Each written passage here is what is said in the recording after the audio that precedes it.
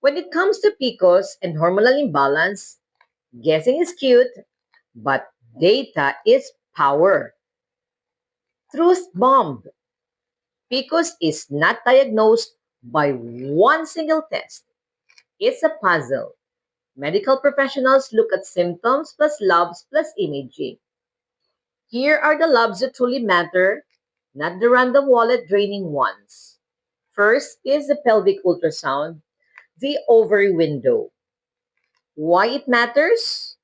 This lets doctors see the ovaries. What are we looking for? We're looking for multiple small follicles, enlarged ovary, or thickened ovarian tissue. But listen closely. If you have PCOS without cyst, you can have cyst without PCOS. So this alone, not the queen, just one royal advisor. Two, core hormone panel. Meet your chemical messengers. And these are the heavy hitters.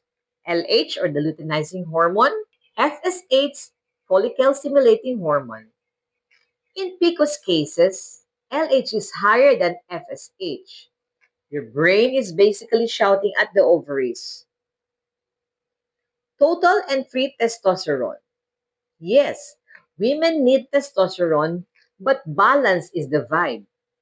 High levels may explain why acne, facial hair, scalp hair thinning, stubborn weight.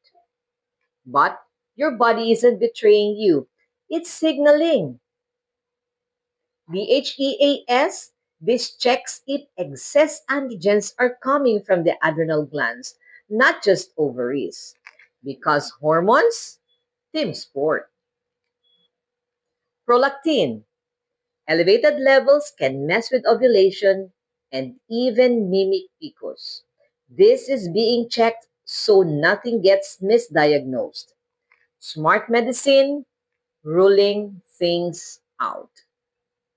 This is Nurse Verlaine saying, symptoms are signal, early detection is self-respect. Test, don't guess. Future you is watching.